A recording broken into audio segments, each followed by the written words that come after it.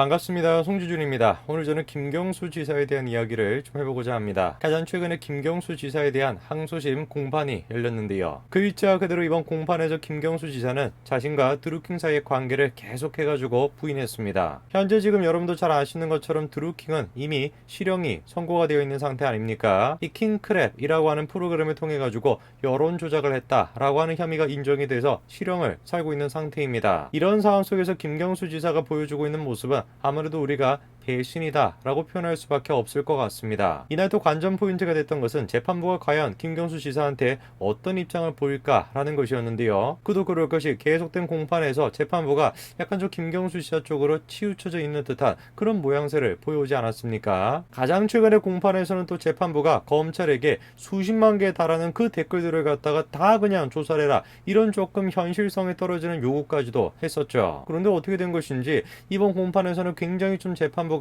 김경수 지사에게 날카로운 질문들을 던졌습니다. 오늘 저는 영상을 통해서 김경수 지사가 어떤 식으로 지금 드루킹을 배신했는지, 그리고 또 나아가서 어떤 식으로 지금 재판부가 김경수 지사에 대한 입장 변화를 보였는지, 그거를 좀 정리해드리고자 합니다. 같이 한번 좀 보시죠. 김경수 지사에 대한 항소심 공판이 열렸습니다. 이날 공판에서 김경수 지사는 다음과 같이 얘기했습니다. 드루킹이 자기를 이용했다라는 것입니다. 자, 이날 공판에서 재판부는 굉장히 조금 날카로운 질문들을 김경수 지사에게 쏟아냈는데요. 하나하나씩 우리가 좀 살펴봐야 되겠습니다. 재판부가 다음과 같이 질문합니다. 피고인이 경공모를 어떻게 인식했나? 라고 질문하는데요. 해당 질문에서 김경수 지사가 다음과 같이 답변을 합니다. 조직적으로 한다라는 판단 자체를 하지 않았다라는 것이고, 매크로 프로그램이 있는지조차도 몰랐고 불법적인 기계 동원을 했다고 저한테 설명했다면 당연히 대선을 앞둔 상황에서 전문가와 상의했을 것이다, 이렇게 설명을 합니다. 그 한마디로 얘기해서 지금 김경수 지사는 경공모라고 하는 단체 자체가 어떤 조직적인 단체다라는 생각을 하지 않았고, 그런 식으로 여론을 조작할 수 있는 킹크랩이라고 하는 프로그램 그거 자체도 몰랐다라고 하는 입장입니다. 김경수 지사 이런 식의 입장은 드루킹의 입장과는 사뭇 좀 다르죠. 자, 드루킹은 경공모라고 하는 이름이 어떻게 만들어졌는가, 그 기원에 대해서도 다음과 같이 설명을 했습니다. 김경수 지사가 어르신, 바로 문재인 대통령입니다.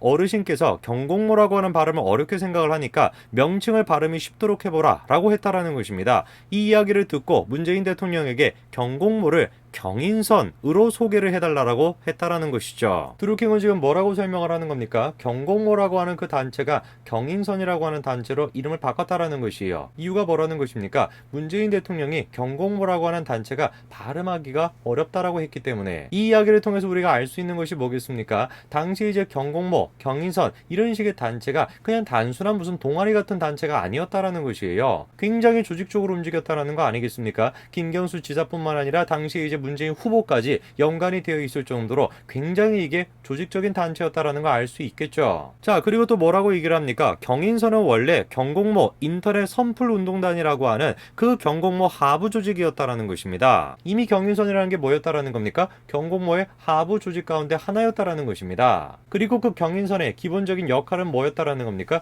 인터넷 선풀 운동, 바꿔 얘기한다면 여론을 조작하는 거 아니겠습니까? 제가 지금 말씀을 드리고 있는 경공모, 경인선 이런 식의 단체가 무슨 소설에 나오는 이름들이 아닙니다. 이런 식의 인터넷 선풀 운동, 한마디로 해서 여론을 조작했던 그 견인사령원 단체를 통해 가지고 문재인 후보가 대통령이 되는 데 있어 가지고 결정적인 역할을 했다라고 하는 의혹이 계속해 가지고 쏟아져 나오지 않았습니까? 실제로 당시에 선거운동 가운데서 김정순 여사가 뭐라고 얘기를 했었습니까? 경인선에 가자, 경인선을 간다, 이런 이야기를 했었어요. 이미 저거를 통해서 우리가 추론해 볼 수 있는 게 뭐겠습니까? 당시 이제 대선 활동 동안에도 이미 그 김정순 여사가 경인선이라고 하는 단체의 조직에 대해 가지고 알고 있었다라고 우리가 생각할 수밖에 없겠죠. 당시 가장 강력한 대권 후보 측에서 이 경인선의 존재조차도 알고 있었다라고 한다면 과연 우리가 이 지금 단체를 조직력이 없는 단체다, 이런 식으로 얘기할 수 있을까요? 자, 그리고 또 드루킹 김 씨가 김경수 지사가 2016년 11월에 댓글 조작 프로그램인 킹크랩 시연회에 참석했다라는 주장도 이미 했었습니다. 당시 김 지사 앞에서 킹크랩 프로토타입을 시연한 게 맞느냐라는 질문에 대해 가지고 당연하다, 이렇게 답변을 했었죠. 아까도 제가 말씀을 드렸습니다만 드루킹 김씨 같은 경우는 이미 실형을 살고 있습니다. 그러면 우리가 한번 질문을 해봐야 되는 것이, 현재 지금 대통령이 누굽니까? 바로 그 문재인 대통령이 되어 있어요. 그리고 김경수 지사라고 한다면 이 지금 문재인 정부에서 가장 강력한 실세 중에 한 명인 사람 아니겠습니까? 그런데 지금 이 사람을 상대로 해가지고 드루킹 김씨가 거짓 증언을 할 이유가 있을까라고 한다면 저는 도저히 그 이유를 생각할 수가 없습니다. 오히려 합리적으로 생각을 해봤을 때는 김경수 지사에게 자신에게 입맛에 맞는 그런 발언들을 하는 것이 맞지 않겠습니까? 그럼에도 불구하고 왜 드루킹 김씨는 김경수 지사한테 불리할 이 증언들을 지금 쏟아내고 있는 것일까요? 글자 그대로 정말 자기가 혼자 한 것이 아니라 김경수 씨한테 그거를 보여줬음에도 불구하고 자기만 지금 덤탱이를 쓰고 있으니까 이 사실이 지금 억울하기 때문에 그 얘기를 하는 거 아니겠습니까? 이날 공판에서 어떻게 된 것인지 재판부는 지금까지 보여줬던 모습과는 정반대로 굉장히 지금 김경수 지사를 몰아붙였습니다. 산채 사무실을 방문한 이후에도 대선 이후에도 계속 드루킹과 만난 이유는 뭔지 단순한 정치인과 지지자의 만남을 벗어나는 것이 아니냐 이렇게 질문했다라는 것입니다. 그러면서 계속해가지고 김 지사가 드루킹에게 안희정 전 충남지사나 한모 전 보좌관 등을 소개해준 점 그런 점들을 언급하면서 단순한 지지자의 만남으로 볼 수 있는지 계속해가지고 물었다라는 것이죠. 근데 이상하다라는 것이에요. 아니 그런 식으로 지지자 모임이라고 한다면 대선이 다 끝났어요. 그럼 자연스럽게 해체돼야지 맞는 것인데 왜 대선이 끝나고서도 계속해서 만났냐 이상하다라는 거 아닙니까? 그러면서 드루킹에게 왜 도대체 안희정 전 지사를 갖다가 소개를 시켜줬냐, 보좌관은 왜 소개를 시켜준 것이냐, 여기에 뭔가 다른 정치적인 목적이 있는 것이 아니냐 이런 점들을 지금 계속해가지고 재판장이 의심하고 있는 것이죠. 이런 식의 지금 재판장의 의심에 대해 가지고 김경수 지사 측에서는 그냥 드루킹을 서운하지 않게 하기 위해서 그렇게 한 것이다 라고 답변을 했습니다. 그러면 질문이 또 대번에 생기는 거 아니겠습니까? 왜 도대체 김경수 지사는 드루킹을 서운하게 해서는 안 됐던 것일까요? 한 부장판사가 계속해가지고 질문합니다. 온라인 정보 보고를 확인한 걸로 되어 있는데 다 본 건가? 라고 질문을 하죠. 메신저 쓰시는 분들은 다 알지 않겠습니까? 그 메신저에 이제 뭐 메시지가 오게 되면 숫자가 막 뜨잖아요. 몇 개가 이제 왔는지.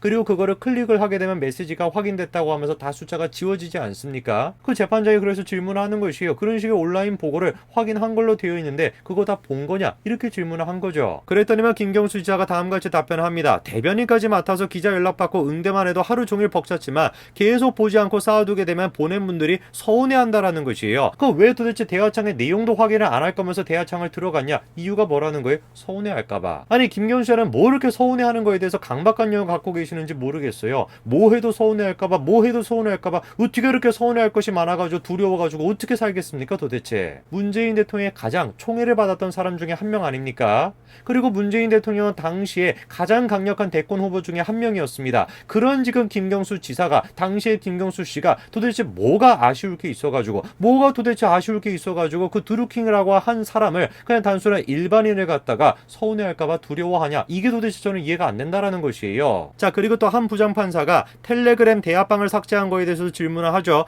2018년 2월 9일에 텔레그램의 기존 대화방을 왜 삭제를 했냐 라고 질문하니까 이상한 사람이라 하고 지우지 않았을까 추측한다라는 것이에요. 지운 것이라기보다는 대화방을 나온 것이다 이렇게 설명했다라는 것인데 이상한 사람이라고 생각하고 대화방을 나갔다 이런 이야기를 하는데 여지까지 계속해가지고 뭐라고 얘기를 했었습니까? 서운해하지 않기 위해 가지고 대선이 끝나고 난 뒤에도 계속해서 만났던 것이고 서운해하지 않기 위해 가지고 안희정 전 지사를 소개를 시켜줬던 것이고 모든 것들을 갖다가 서운해하지 않기 위해서 해왔던 거 아닙니까? 그런데 갑자기 이상한 사람이라고 생각해가지고 대화방을 지웠다 이게 지금 말이 되나요? 함 재판장이 마지막으로 한 가지만 더 묻겠다라고 하면서 질문을 합니다. 사람의 말이 다 허공에 흩어지지만 시대가 많으면 디지털 증거가 남는다라는 것이죠. 피고인과 드루킹 사이의 메신저에는 기사 주소를 보내면 드루킹이 처리한다라고 답을 하고 또 답이 오면 피고인이 고맙습니다라고 답하는 흔적이 나왔다라는 것입니다. 지금 한 부장판사가 지적을 하는 것처럼 누가 보든지 간에 이상한 거 아니겠습니까? 메신저를 통해 가지고 기사 링크를 보내요. 그러면 드루킹이 처리하겠다 이렇게 얘기하고 그리고 한 다음에 김경수 지사가 고맙습니다 이렇게 답변합니다.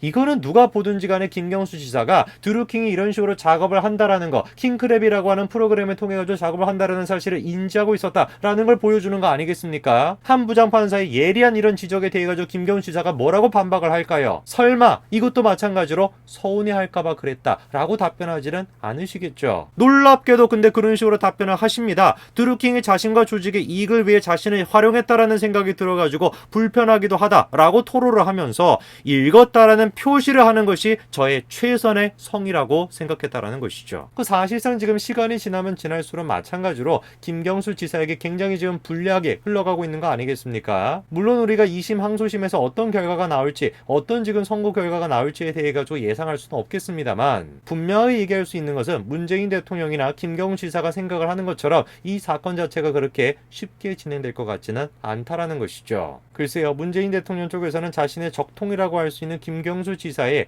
이 항소심 결과가 굉장히 지금 중요할 수밖에 없는 상황인데 재판부가 이런 식으로 분위기를 지금 달리 보이게 되면서 굉장히 상당히 지금 곤란한 지경에 처해 있는 것 같습니다. 11월에 김경수 지사에 대한 항소심 결과가 어떻게 나올지 우리가 한번 지켜봐야 될 것 같습니다. 모든 것들이 지금 문재인 대통령에겐 굉장히 조금 불리하게 흘러가는 것 같네요. 오늘까지 말씀드리겠습니다. 감사합니다.